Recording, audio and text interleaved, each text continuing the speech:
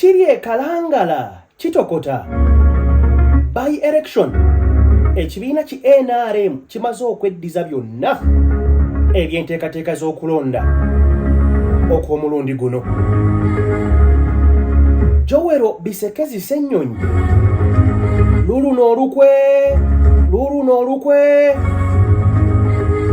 olumuteeka ku fayiro ya Muwanga Kivumbi Jeno Muhoozi Kainerugaba Jeno Kahinda Otafiire kawedde mudda nabadde wano olunaku lwaggulo ne bategeeza ku nteekateeka Jeno Muhoozi z'alina eri Kahinda Otafiire bwe bukeredde amakya gonna ku lwero lw'omukaaga tuulakalira mbanirizaako nate amakya gonna ku lwaleero lunaku lwa mukaaga ennaku z'omwezi 20 mwezi gwa mukaaga omwaka 2026 mukutu gwa AKTV Media nze musajja wa Kabaka the Energy Master Chopa Uganda mpita wanu yugi ensonga z'amawulire okwetoolola Ssemazinga nsi amakanda kkiriza tusooka gasimba mu nnyaffe Uganda we tuva ne tulinnya endeege ne tugenda ku lukalu lw'omwana w'omuddugavu Africa ne tweyongerayo Asia n'ebitundu ebirala ebikola Ssemazinga nsi tutuukayo nga nsonga z'amawulire kaakati Uganda nzikiriza gwe ali ku mukutu ogwa AKTV Media tugenderewo mu nsonga ennene zembaleetedde amakya g'olunaku olwaleero mu nnyaffe Uganda mwe tutandikidde. Njagala tusitule emikono tugiwanike tusabe omutonzi atutaase oba atukingirize embeera gye twalaba munda mu ggwanga erya Uganda ng'ennaku z'omwezi 15 omwezi ogwa January omwaka 2026 ku lunaku olwo eggwanga Uganda bwe lyagenda mu maaso n'enteekateeka ez'okusuula akalulu okulonda abakulembeze ku mutendera gw'obwa president k'oteeka ababaka ba parliament. Amazima gali nti bw'ojjukira akaseera ako waliwo omuntu omu ajjukira akaseera kamazima amaziga ne gamuva mu kiwanga ku ebyo ebyalabikira mu nteekateeka ey'akalulu aka kagenda mu maaso kaakati njagala tusitule ebigere amaaso n'ebirowoozo tubitwale e Kalangala. E Kalangala eno waliyo by election era nga enteekateeka egenda mu maaso bannakibiina ekya National Unity Platform k'oteeka bannakibiina ki NRM ekikulembera Mwami Museveni Buhabulwa yongerako n'eryakaguta balina enteekateeka okubanga balwanira ekifo ky'omubaka omukyala owa Kalangala ekyavaamu Erena Nakimuli ono eyabulira obulamu bw'ensi eno mu kaseera akatono nnyo emabega kaawo. Munnayuganda gwe ali ku mukutu ogwa AKTV Media njagala ntwala omukisa guno okutegeeza nti webukeredde amakya g'olunaku lwaleero ng'ennaku z'omwezi 20 olunaku olw'omukaaga ebintu si birungi obunkenke bweyongedde munda mu nkambi ya kibiina ki NUP kubanga amawulire ge tufuna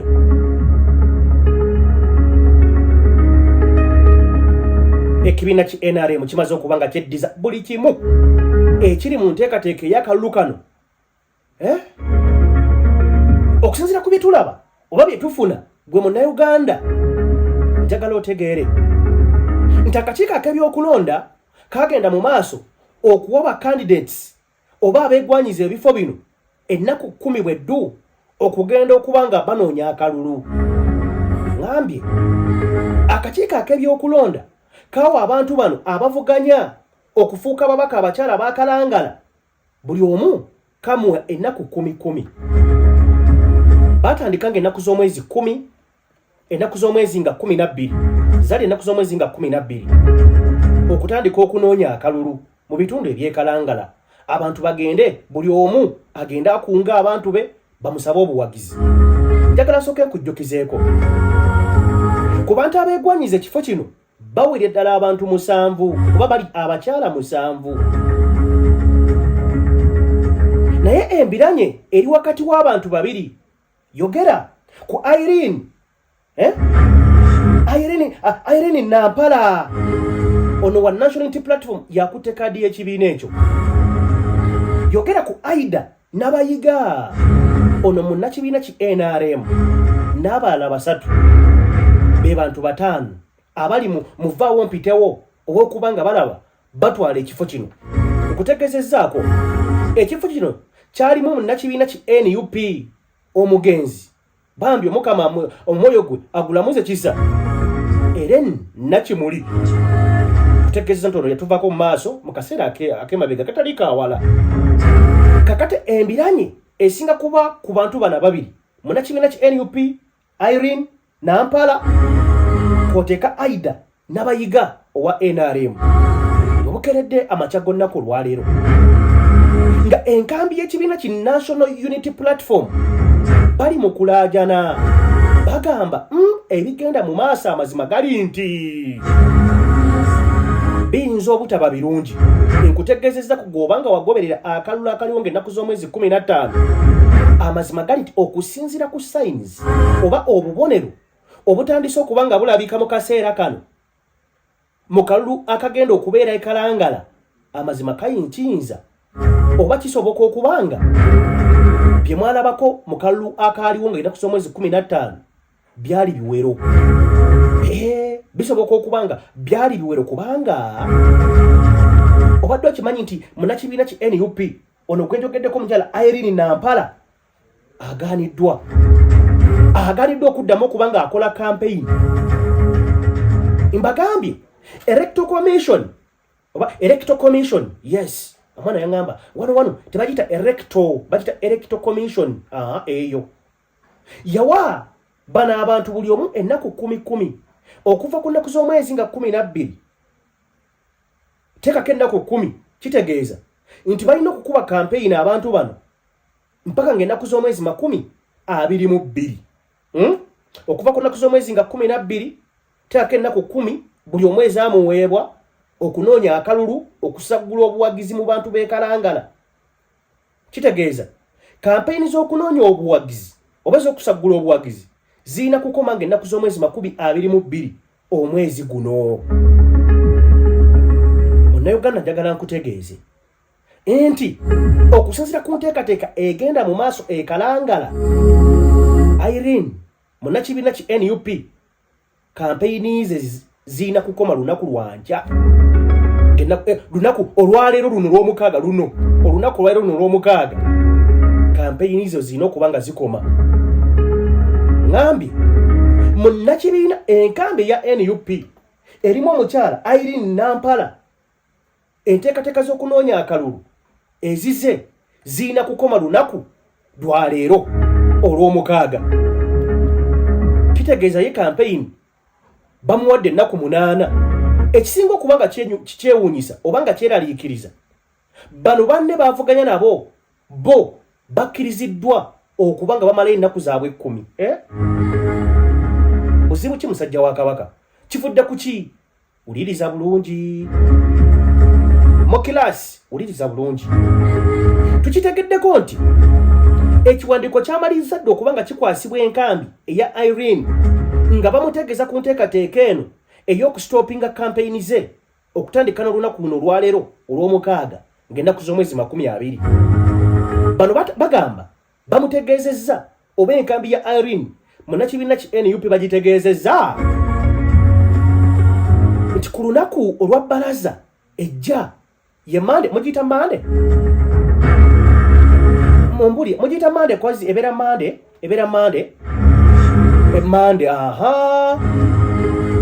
kabwejumbira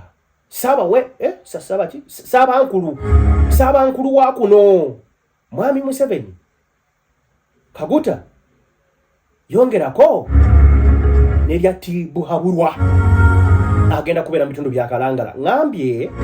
ensonga ewereddwa enkambi y'ekibiina ki National Unity Platform nti Mwami Museveni ssentebe w'ekibiina ki NRM ennaku olw'ebbalaza olw'Emmande asuubirwa okubeera e Kalangala ng'anoonyeza Aida n'abayiga akutte tiketi y'ekibiina ki NRM. Bagamba babategeezeza bano nti ku lunaku olw'essande olw'enkya, olunaku olwo ebyokwerinda bigenda kutwala bigenda kutekinga over ekitundu ekyo kyonna ekyekalangala nga beetegekera amajja ga Mwami Museveni, nti n'olw'ensonga eyo tebaagala kulabawo embeera yonna y'abantu kukuŋŋaana, abantu simanya ate kaakati olw'essande ne balumujjako olwo lumu. Bongeddeko ne bategeeza oba ne bamutegeeza nti ku lunaku olw'ebbalaza lwe lunaku lubadde lulina okuba nga lufundikira kampeyini zino, Mwami Museveni agenda kubeera mu bitundu bya Kalangala. So n'olw'ensonga eyo tagenda kukkirizibwa kubanga ennaku ezebbiri ezo, olunaku olw'essande n'olunaku olw'emmande, okubanga yeetaaya okugenda okuba nga asabbula obuwagizi. Bitandise, gamba nti bizeemu, gamba nti bitandise nga byanguye. Kitegeeza ki kino? Kubanga ng'oggyeko munnakibiina ki NUP nga bwe nkutegeezeza, ye yekka ku bacandidates 5 agaanidde okumalayo ennaku 10 ezaamuweebwa Electoral Commission oba akakiiko ak'ebyokulonda. Kyokka te munne munnakibiina ki NRM Aida n'abayiga ate ye kikulaga nti ennaku 10 ziweddeyo, bazimuwadde zonna ziggweyo. Kyokka ng'ekyenjawulo ekisingayo oba obulungi waliwo ku sayidi ya NRM bakiyita kirungi, ku sayidi y'abana bavuganya kiyinza okulika ng'ekibi. Ku lunaku olusemberayo ddala enteekateeka ezigenda mu maaso mu nkambi y'ekibiina ki NRM, Mwami Museveni agenda kubeera Kalangala ng'asabbulira obuwagizi Aida n'abayiga. Kakati wano wokubiramu akafaananyi ku biro ebyaliwo byonna ebyalabikira mu kalulu, bannakibiina ki NUP bakyagenda mu maaso n'okuba nga bakukkuluma. Kaakati bw'owulira bino nga batandikidde n'eno ekitegeeza nti teweewuunya nnyo gwe munnayuganda byonna ebinava mu kalulu kano, oba kinaaba kiki oba kiki tekikwewuunyisa, kubanga kakati no munnakibiina ki NRM yaweereddwa chance okumalayo program ey'akakiiko ak'ebyokulonda. Kyokka towa NUP ye amiddwa chance emalayo program ey'akakiiko ak'ebyokulonda. Munnayuganda mpuliriza kino bw'okiwulira oyinza okubamu akafaananyi oba ka flashback, n'oddayo k'emabega wali n'ojjukira n'oteebereza bannakibiina ki NUP obunkenke n'obulumi, okutulugunyizibwa n'okubonyaabonyezebwa kwe bayitamu nga basaggula obululu oba akalulu. Yogera ku mukulembeze waabwe Robert Kyagulanyi Ssentamu, embeera gye yayitamu teyali nnyangu n'okutwaliza wamu. Yogera ku babaka ba paliamenti bangi, abamu bali mu makomera ng'Oweekitiibwa Muwanga Kivumbi wa NUP, abamu baakubibwa. Sinza kwerabira lunaku lwe twali Nakawa East, yali East owajjewero Ssennyonyi. Abasinga obungi mujjukira olunaku olwo lwe twava embuya nga twolekera Entinda, vaawo mpitewo yali awo nga Mr. President Robert Kyagulanyi Ssentamu, ebyo nga mbyogera nga njogera bino byonna, oyo ye pulezidenti wange. Oyagala toyagala, kaakati oli waddembe okweyongerayo oba okusigala ng'otudde, Kyagulanyi Ssentamu ye pulezidenti wange. Ojjukira akaseera akazibwa akaali awo Entinda okutandikira ku Baba TV, ngambye okutandikira ku Baba TV okukkirira mpaka wali wansi, kaali kaseera kazibu ddala. Kakati gwe osuubira ki nga bino bitandise okulabikira Kalangala mu bwangu ddala? Okusinziira ku mawulire ge tufuna ng'ekitongole kya AKTV Media nti waliwo enteekateeka eyavaawo mpitewo ekibiina ki NRM nti kyetegefu mu yo. Ngambye okusinziira ku mawulire ge tuloba oba agali ku mmeeza yaffe gongera okuba nga galaga nti ekibiina ki NRM kyetegefu mu mbeera eyavaawo mpitewo. Oba mukkiriza oba mugaana bagamba bo bali ready and steady na buli mbeera yonna esobola okulabikira mu kalulu k'ekalangala. Eren Nakimuli mama w'ommula mirembe abandi bamanyi okugamba nti towummula fight hard. Teekateeka za kujjuza kifo kya mubaka mukyala owa Kalangala Sofa embeera bwetyo bweyimiridde gwe Munnayuganda ali naffe. Sign resistance oba obubonero butandise okweraga oba ekiyinza okuba nga kiva mu kalulu ako, kubanga kati gwe tunuulira embeera eno amazima gali nti ng'okyawulira ebyo era bannakibiina ki NUP bennyini bakyogedde lunwe nti okuva lwe baatandika okuba nga bagenda mu kampeyini zino ekibiina ki NRM kifukumudde ensimbi zifuuse baana baliwo ku nkambi ey'ekibiina ki NRM nti bano bagaba ensimbi lunye bagaba ensimbi lunye. Ati lulimi Luganda manyi bigambo nyina bingi mu mutwe gwange eby'Oluganda kakati mbadde lunye ne lunwe nga bigase neka tugende n'ekituufu lunye nti enkambi ey'ekibiina ki NRM okuva lwe twatandika kampeyini zizino oba enteekateeka eza by election ez'omulundi guno yo NRM talina budde bwogera n'abantu bagenda na bikutiya bya nsimbi, bagenda na bikutiya bya ssente bye bakozesa ensimbi zezoogera mu nkambi yaabwe. Bannakibiina ki NUP bategeeza nti amazima bo batandise dde okuba nga emitima gibaamuka Sofa ku byakalabibwako nti emitima amazima gali nti gitandise okuba nga emitima nga gibaseseetuka nti ekibiina ki NRM kiyinza okuvayo ne kimalirira mu nteekateeka ey'okutabangula akalulu kano akabadde kasuubirwa okubaako emirembe kamalirizibwe nga amazima ebikalimu tebitegeerekeka. Bannakibiina ki NUP abali mu nkambi ya Irene Nampala wa National Unity Platform oba eyakwatira ekibiina ekyo ekisangibwa wali Makerere Kavule we wali edikota zaakyo kibiina kya wanu yugi naye nga mugamba mutya banywanyi obali kubanga gye muli naddala gwe akyali nange nyambako ekintu kimu vidiyo eno sooka ogimpeera ekigalo egimpere imayireji omanyi buli wogikwatamu bwoti wano wansi wana wali kalaiki n'okola bwoti n'oyoteekawo akagalo oba ogiwadde obulamu obujongerayo abaala abalinga banno abaagala ensonga nga zino okubanga nabo nga bazitegeerako.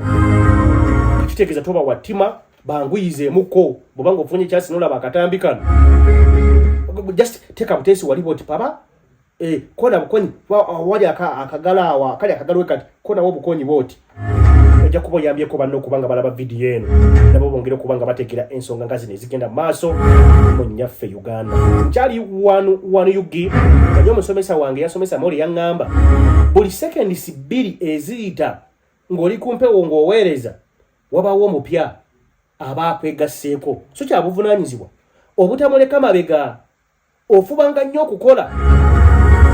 oba okuteekawo embeera yonna omuntu eyakakujoyininga oba eyakakwegattako okutegeera kikyoliko naani akiriko kati muzikirize mbategeeze nkyali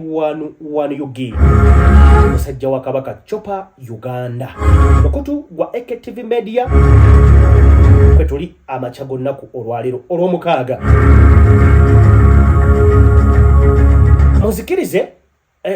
Kalangala nsooke nveeyokko tuyingire munda mu kibuga Kampala Uganda okusinziira ku maloboozi n'eddiiru eziri mu kukutiribwa webukeredde amakya gonnaku olwaleero oba we bwazibidde akawungezi konnaku olw'eggulu Ngalopu oba akulira oludda oluvuganya mu Parliament eno ey'e12 Joel Bisekezi Ssenyonyi nga ayanukudde CDF wa kuno ku bigambo byamutegeezezako olunaku olw'eggulu. Mujjukira bulungi abatambudde nange yensonga tulina okutambulanga nange olunaku olw'eggulu nabategeezezzaako nabazanyidde tweets n'azanyidde amaloboozi n'obutambi obw'enjawulo obulaga General Muhoozi Kainerugaba ng'ategeeza nti ku balina okudda mu basement kuliko Joel Bisekezi Ssenyonyi ne munne Ibrahim Ssemujjunganda eyaliko omubaka wa parliament ng'akiikirira abantu b'Ekira municipality, former MP Kira municipality. Era tweets ezimu nazibalazo olunaku olw'eggulo nga Mwami Muhoozi Kainerugaba ayita Joel Ssenyonyi ekigambo kinene yakozesa kadoga yabikoze olunaku lwonna lwaggulu. Kaakati obukeredde amakya gonna kolera omukaaga Joel Bisekezi Ssenyonyi nga bw'olaba akantu ako ka Twitter akali mu kutambula awo ajja n'okudde Muhoozi Kainerugaba. Okusookera ddala Joel Ssenyonyi avudde n'ategeeza bannayuganda n'ategeeza eggwanga nti amazima afunye amawulire, yafunye amawulire nti waliwo enteekateeka ey'okukwata amannya ge oba ogw'okukwata ye Joel Ssenyonyi Bisekezi bamugatte ku fayiro eya Muwanga Kivumbi. Kano kankaddemu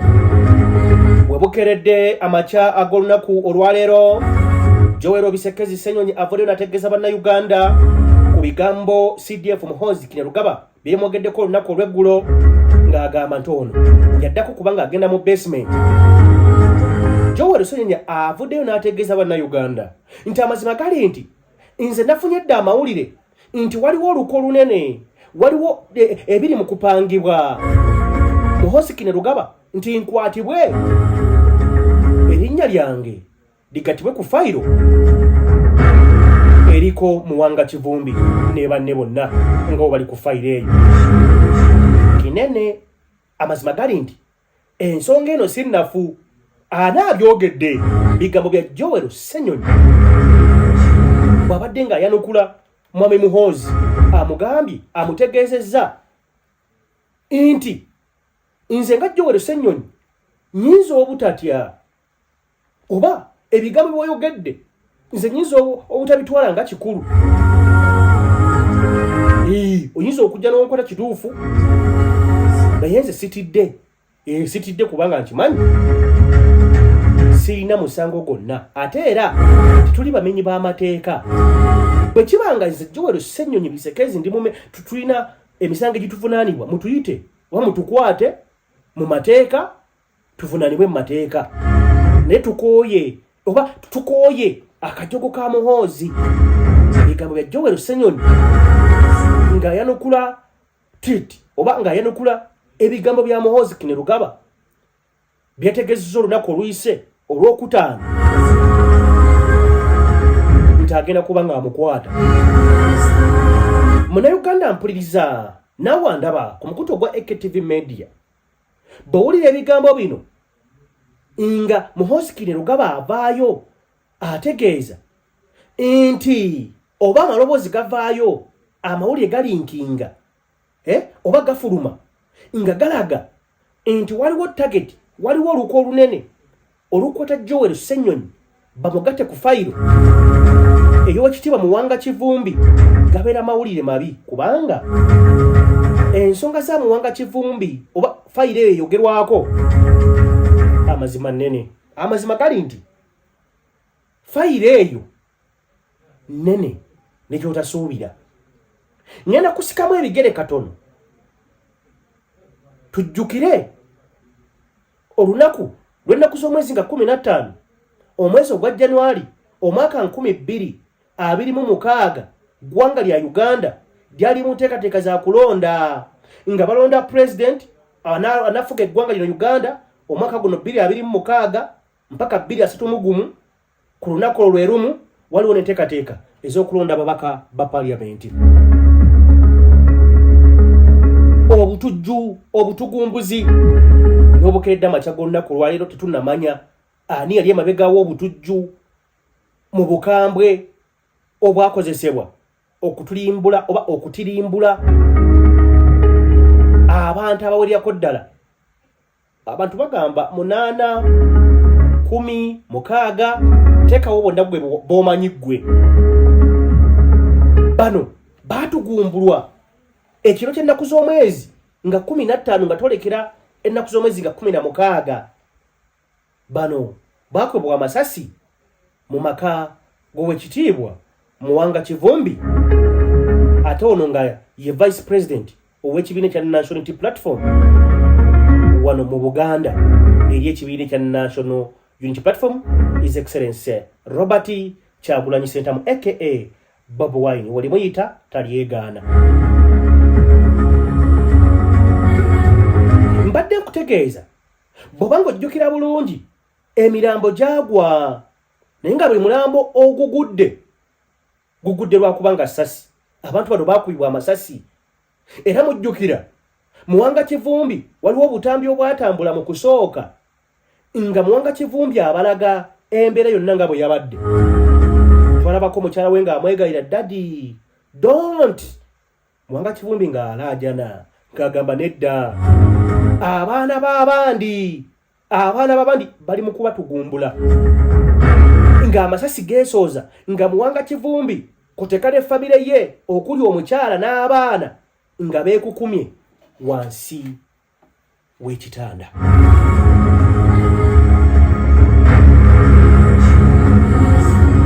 Kakati okuva ku lunaku olwo amazima gali nti obwenkanya wakati w'abattibwa tebulabikanga kubanga apoliisi ya kuno oba ebitongole ebyokwerinda ebya kuno byagenda maaso okubanga bikwata abantu abamu mu bantu abaakwatibwa kyokka mwemu alina oyo amasasi akaseera we kakubira abaana bano oba abantu bano abattibwa ng'omuntu oyo y'omu yali munda mu nnyumba y'emu wabula bali baawula bisenge. Kyokka ate nga amasasi agatta abantu bano galagira ddala nti gaafuluma bweru gayolekerezebwa oba eyagakuba oba abaagakuba bali basinzira bweru w'ennyumba eyo nga bagakuba munda. Ngambye abamu ku bavunaano mwe muli Muwanga Kivumbi ono kyokka nga Muwanga Kivumbi y'omu ku bantu abali munda mu nnyumba eyo akaseera k'amasasi we gaavugira. Awo ansa weeri nti kitegeeza tiyali omu ku baakwata emmundu abagenda mu maaso okutulimbula obulamu bw'abantu abawererako ddala. Kugambe etteekawo 680 ba ku muwendo gw'abantu 15 bw'oba okomaawo tosukkawo ku 15. Muwanga Kivumbi n'obutuukidde olunaku olwaliro ng'ennaku z'omwezi 20 ogw'omukaaga olunaku luno olw'omukaaga baabo we Muwanga Kivumbi wamu ne banne abawererako ddala bali mu kkomera ekitalya ku misango egy'okuba mbu benyigira okutta abantu bano. Kyokka nga nkutegeezezzaako nti 1 abantu bano baafa masasi. Amasasi gava mu ki? Gava mu mmundu. Amasasi gava mu mmundu. 1 baana babeera n'emmundu nti bakuuma ddembe. Nti ki? Nti basirikale abapoliisi koteeka n'ab'amagye oba oli awo n'abo ebitongole ebyo bibiri gwe biba bisiimye okuwa emmundu. Okugeza ennaku zitubiraba e Kampala wano baana balina emibiri giikawuula, baana balina emibiri bambala obukookolo ne babagalira emmundu ne bagenda cooperation. Genda kuwa ekyokulabirako ekitonotono obwasibidde akamugezi k'olunaku olw'eggulu mwalabye ebikwekwete ebyakoleddwa mbu nga bafuuza ababbi mu bendobendo lino erya Kampala. Bw'obanga weetegereza obutambi obwenjogerako olaba agavubuka gaakawuula agambadde obukookolo ne galekako feesi yokka nga galina emmundu galina emigemerawala. Kyokka avunanyizibwa ku muntu yenna alina emmundu era bitongole byakwerinda nti ekitegeeza kiri mu giraasi n'omwana omuto akiraba nti eyatulumbula abantu bano eyatta abantu bano yali akozesa mmundu. Baana balina emmundu babyakwerinda n'abo be basazeewo bo babe nazo. Kitegeeza nti walina okubawo obwenkanya okutunuulira mu bakwate tulabemu n'omuntu oba n'abantu abamu ku abo abakwata emmundu kubanga tukkiriza nti ku lunaku olwo ebyo bigenda okubaawo mu kitundu ekyo ekyebutambala. Owakitiibwa Muwanga Kivumbi incident yo yabererawo waliwo operations ezagendanga mu maaso kali badde kyabwenkanya ku bantu betulaba mu Kaguli nga bawone nemba n'omusango guno ogw'obutemu nga mulimu n'abamu ku abo abali mu operations ezo oba omu ku abo abaakuliramu operation ezagenda mu maaso mu kaseera ako banage njogedde bubi si weewaawo ekyo kisobola okunnonesa wano wendi mukutu gwa AK TV Media 101 UG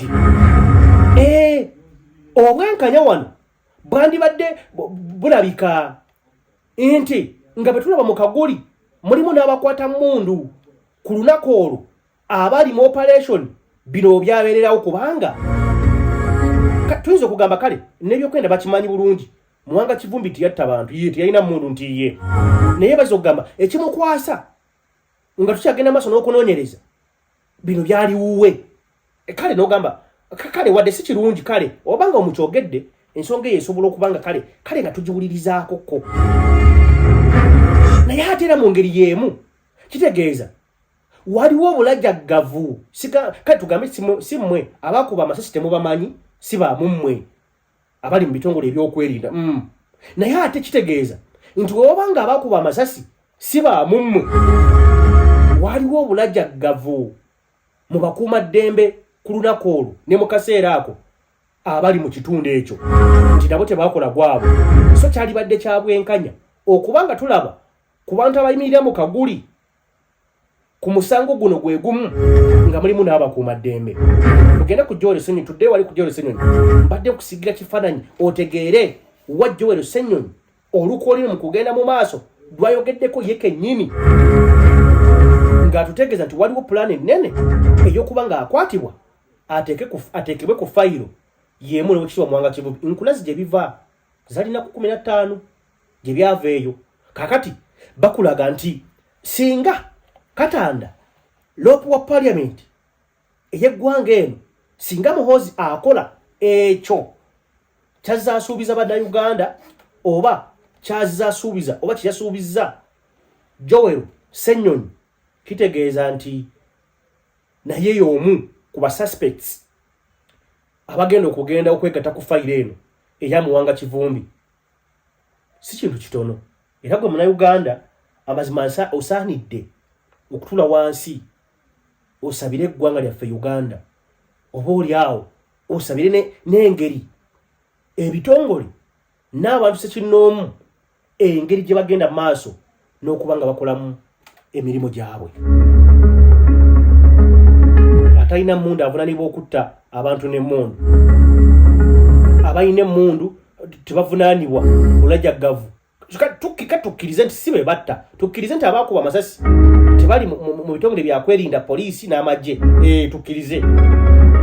naye wano obwenkanya bwandibaddewo nga bulaga obulajjaggavu obwaliwo mu bitongole ebyokwerinda ensonga ng'eno etuukawo etya mu ggwanga nga mugamba twarwana tukateera embunda tutunga obwogerero emberero ne tukawo mu ggwanga nga abakulu tebafuddeeyo wadde nakumanya baani abali mukola obulumbaganyi weebuti emyoyo gy'abagenzi Omukama giramuza kisa ate era Mukama yongera okuba nga oyambako eggwanga lyaffe Uganda ku nteekateeka eyo genda mu maaso ey'okubula obwenkanya eri abo ababwetaaga bw'atyo Joel Ssenyonyi obukedde amakya g'onnaku olwaleero avuddeyo n'ategeeza nti ye ali lwedde n'embeera yonna egenda mu maaso wabula n'akuba omulanga n'akubira bannayuganda enduulu n'abagamba nti omusajja asusse okubanga akozesa obuyinza obusukkiridde kakati ateekateeka kubanga ngata ku fayiro ennene erimu obutujju erimu okutta abantu abawererako ddala ogambe etandikira ku 6 7 8 9 10 okome ku 15 embeera bwetyo bweri munnayuganda gwe alinange zikiriza nkujjukizeeko Jjajja Talemwa omusawo w'ekinnansi akugamba munda mu ggwanga erya Uganda olina ensonga ekuzitoweredde neekwataako nze Jjajja Talemwa nsangibwa ku Bombo Road ew'obulenzi zone ya Bukolwa akugamba nti bw'otuuka ew'obulenzi ku Shell funa aba boda awo bagambe njagala kuntwalako wajjajja talemwa lujja kubeera nusu 10 lwokka tebakubba lujja kubeera nusu 10 lwokka ogende owajjajja talemwa asobole okuba nga akola ku nsonga zo jjajja talemwa kugamba oba kutegeeza nti ekigenwa kisa ssente nedda kyakuba nga ayambako bannayuganda abo abeetaaga okuba nga bayambibwako obaolyawo mu nsonga ezimu akugamba munoonyeko ku noti 784 69 89 73 noti 784 69 89 73 ngeri ku WhatsApp atuli waddembe okugikubako 0784 69 89 teekawo 73 jjajja talemwa omusawo w'ekinnansi asangibwa ku Bombo Road katunduka wa Bulenzi gadda Eruweero gendawo nusu 10 okuva ku kkubo okutuuka waali buli wa boda aliawo amanyi wajjajja talemwa genda koleka ensonga z'amaka ensonga za mirimo sinnakindi olina ensonga esateredde lubaale wakika agamba neekwata nzenzekka mudamu ggwange ya Uganda agenda okuba nga nkuzza bujja ate bw'omutegeeza nti wanu mpulidde eri wa wanu ate gwe bigenda kuba nga bikwanguyira kakati lwaki temunzikiriza badde nyina wano ensonga zendi mu kugoberera wano njagala nzibawe lumu producer wange ogenda kunnyambako njagala tusale tuve wano njagala tusale tugendeko munda mu bisenge by'amakolero ag'entalo munda mu kibiina ki NRM nga bannakibiina bano bagenda mu maaso n'okuba nga battunka ekigambo kyekituufu okuttunka ekigambo okuttunka kimatalinga kubanga omujjeno n'omundu jjeno battunka kigambo okuttunka kijjawo kakati abatambula nange olunaku oba abatambudde nange olunaku olw'eggulu nabadde wano ne mbategeeza ku ngeri Jeno Kahinda Otafiire kiyagaaniddwamu okuba ng'ayingira State House webokeredde amakya g'olunaku olwaleero Jeno Muhoozi Kainerugaba nga bulijjo agenze ku Twitter n'atwitinga n'ategeeza nti akaseera katono ddala ebola y'akaseera katono ddala mpaawo kaaga akaseera ko ggwe Kahinda Otafiire ak'okubeera ebweru kaggweeyo ngambye obukeredde amakya g'olunaku olwaleero nga Muhoozi Kainerugaba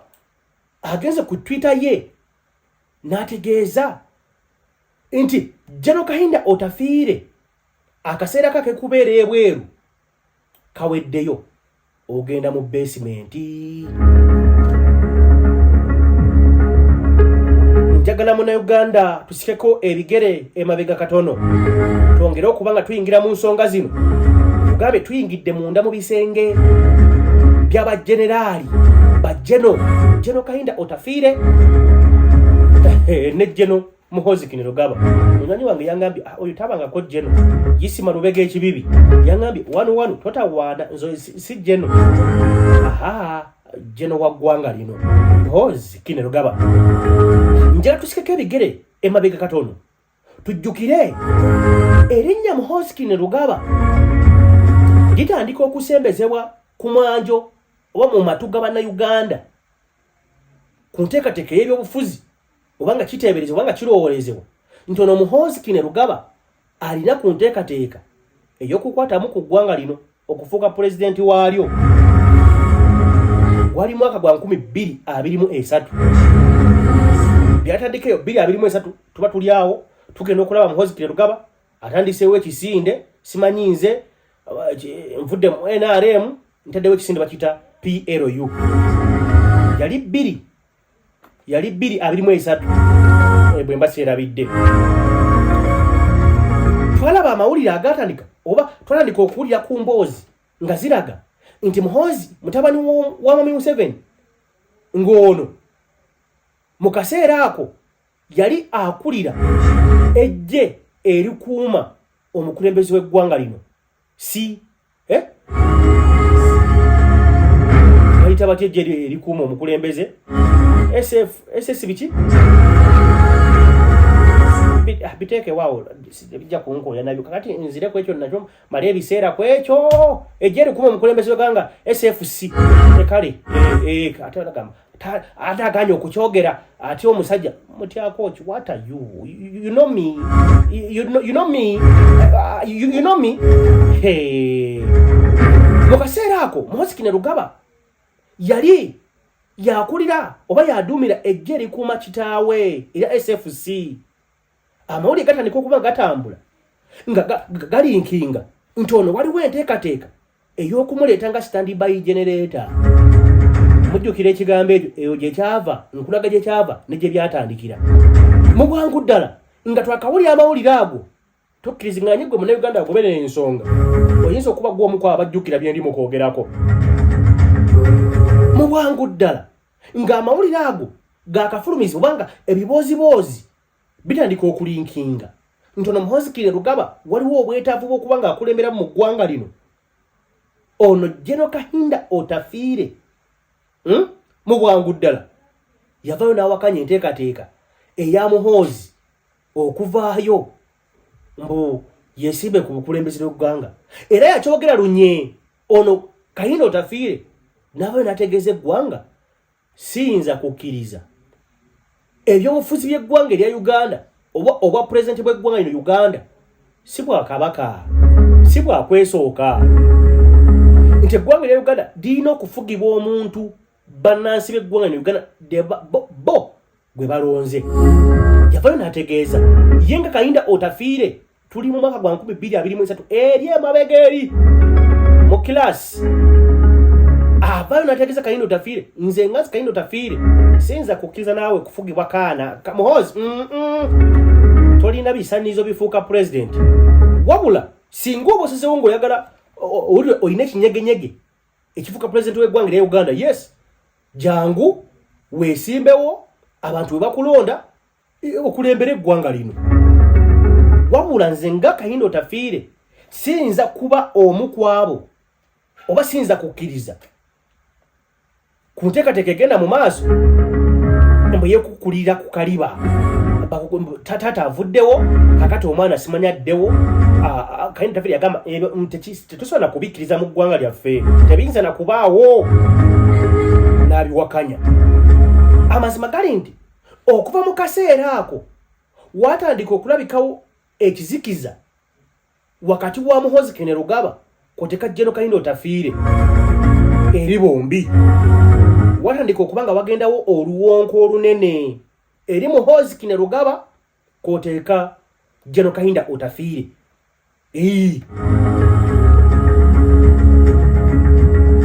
era gwe Munnayuganda mpuliriza enfundwa nnyingi zize zirabikako nga General Kahinda Otafiire ono buli Muhoozi kyaba aleese oba kyaba ayogedde oba kyaba atwitinze Kahinda Otafiire agamba ono omwana namulabirawo nze nga taabeemu kantu nkamureeberawo bukiri kale ogwo omwana takwiza kubeeramu akantu koona nabagambye buli lunaku nja kuba nga yakagambo k'olunyankole sofa wendi wabyawo mumbuulire waba wabi nyongera okuba nga ntaggululamuko Muhoozi Rugaba ono agamba Kahinda Otafiire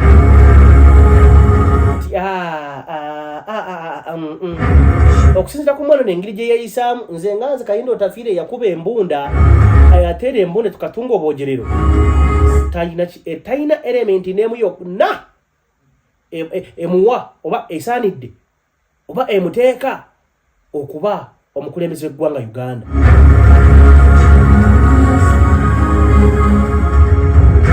emyaka ne giyita okuva 2023 tugenze 2024 2025 ojjukira bulungi wakati wa 2024 nga ggwako tuyingira 2025 oba 2025 awo ng'atandika ejje ly'eggwanga Uganda lya UPDF bwe lyava munda mu ggwanga erya Uganda ne lisala ne ligenda munda mu ggwanga erya South Sudan ne ligenda munda mu ggwanga erya DR Congo ku biragiro bya Muhoozi Rugaba ne kitaawe ono Kahinda Otafiire yavayo n'avumirirwa ekikola kino n'agamba nedda tukooye kubanga amazima eggwanga Uganda litwalibwa ngeri talina mateeka eri abantu abamu oba eri akabonda akamu anayogera ebyo Kayindo Otafiire mujjukira saga eyo ate kakati ejje lya Uganda UPDF simanyi lyerina amaanyi digenze munda mu ggwanga lya South Sudan tuba tuli awo tugenda okuwulira nti ate mbu bano bagenze mu ggwanga lya DR Congo bayambeko Philip Tshisekedi tuba tuli awo tugenda okuwulira mbu ate bino byakoleddwa wabweru w'amateeka nga ne parliament erina okuwa bano olukusa yagenda okubitegeerako mwanattu nga bannamagye bano baatuuse dda gye balina okuba nga bagenda ku biragiro bya Muhoozi Kainerugaba.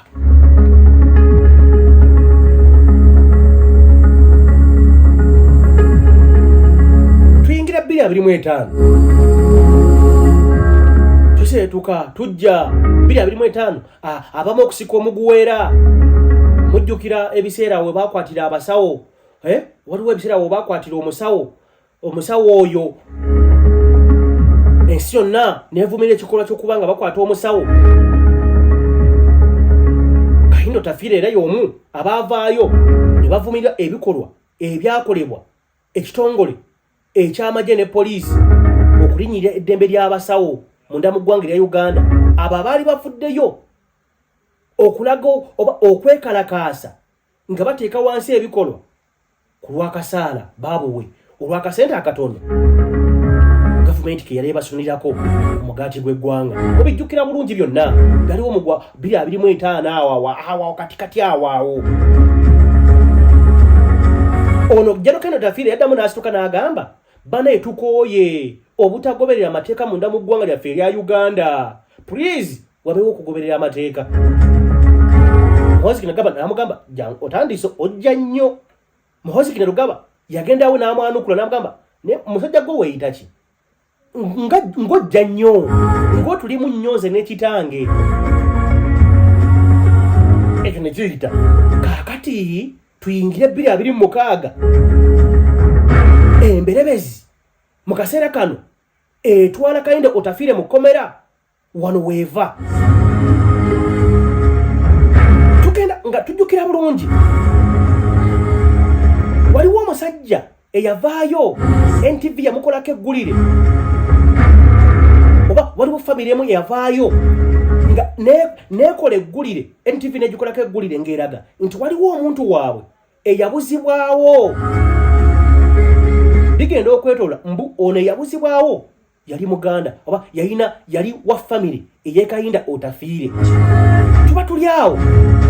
mujjukira Bannakenya abaali wano mu ggwanga lya Uganda babiri abaawambibwa era Muhoozi Kainerugaba yennyini okwali Bobby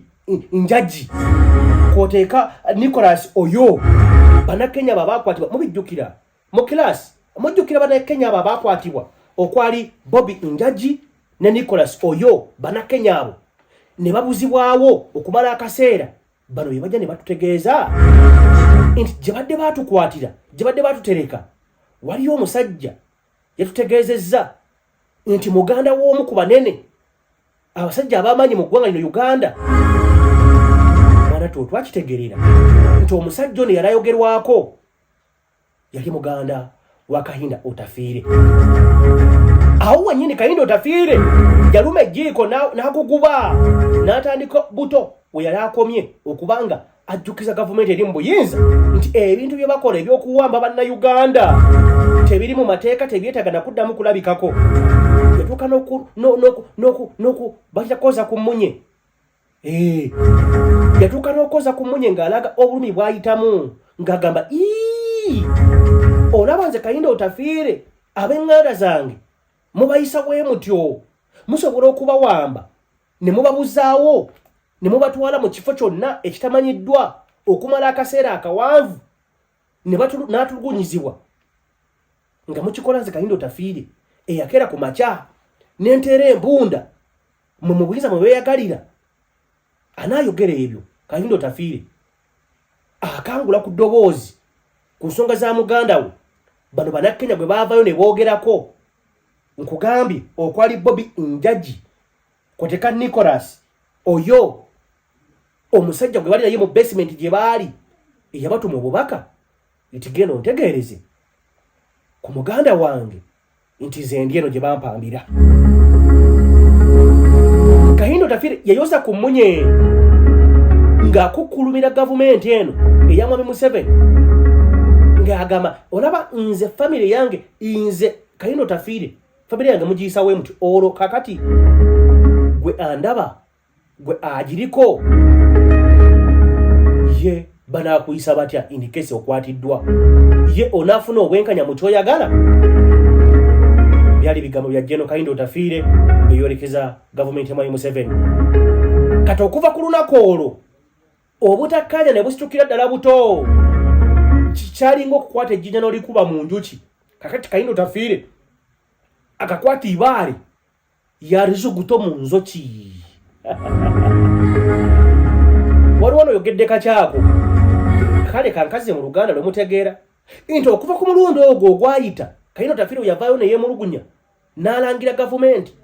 okukola ebintu mu ngeri y'ekivandulo. Wagenda wakaseera akazibu ddala wakati we ne CDF Mwami Muhoozi Kainerugaba n'otuukidde olunaku olwaliro bino ebigenda mu maaso tebyewuunya nga Muhoozi Kainerugaba asobola okuyimira n'ategeeza General Tafire akaseera kako okubeera wabweru w'ekkomera kaweddeyo.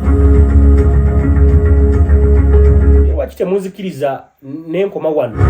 naye nga sinnagenda munzikirize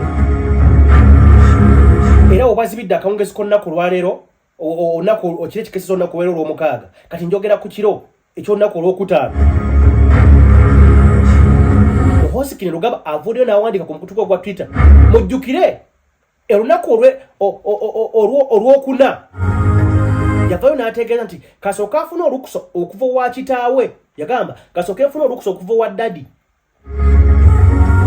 ndabe engeri gye naakwatamu ka NTV ako ne Daily Monitor mbiggalewo lwalina ku lwakuna. Kaakati bugenza okukyama kya gonna kwera olw'omukaaga nga General Muhoozi Kainerugaba avuddeyo n'ategeeza nti olukusa oluggalawo NTV ne Daily Monitor yamaze dde okuba nga abufuna era nti mu kaseera mpawo kaaga singa mulaba nga NTV ne Daily Monitor biri closed temubeera nnyo surprise temweraliikirira temubeera nnyo temugamba taate kakati okitegeera nze ajja kuba agigadde maze okuba nga nfuna obuyinza obumpereddwa kitange NTV ne Daily Monitor mbiggalewo n'ebirala bingi. Nze wano yuge nkwebaza bwentambudde nawe akawungezi konna amakya gonna ku lwaleero tukwatagane mu budde obuddako insha Allah. Nze wendi okuba nga mbaweereza oba oli awo nga mukiwetako okuba nga omanya osobola okutunoonya ku namba zaffe ez'essimu 0759 021 764 namba ya WhatsApp 0759 021 764 so tunoonya ku ne twongera okuba nga tuwayawayamu. Otherwise munzikirize siyinza kusukako nnyo wano okujjako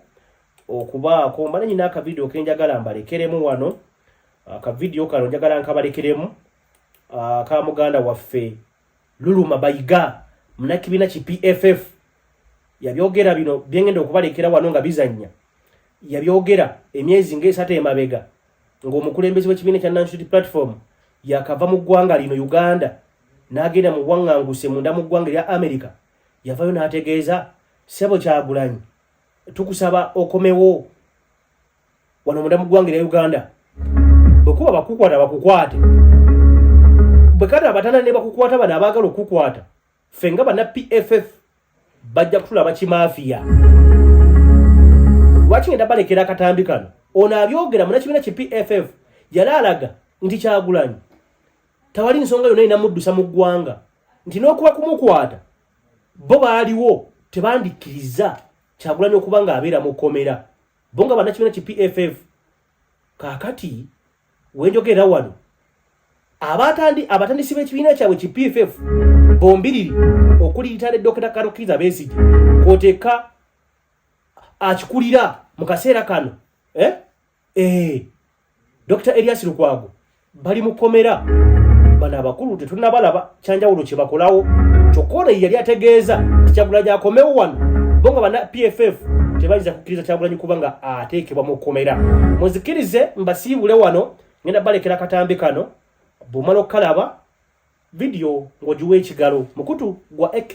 TV Media. Nzoloza sibasiibudde, otherwise assalamu alaikum wa rahmatullahi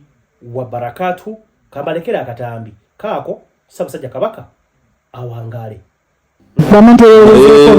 Nandi badde nsaba omukulembeze wa NUP akomewo eka nze njagala ndabe Mwami Museveni kyasobola okukola ng'okigereza ku munno. Mwami Muwanga Kivumbi bamuttira abantu 10. Abantu baali balowooza nti Muwanga Kivumbi agenda kudduka mu ggwanga. Yagamba sigenda kudduka mu ggwanga sasse bantu kati ne Kyagulanyi wabeere mu kkomera. Kyagulanyi yakola ki? Njagala Kyagulanyi ajje gavumenti emukwate alabe naffe aba PFF kye tugenda okukola. Oh yes. Oh yes. Bino si bya muntu gamba nti aba NUP bano bali leze.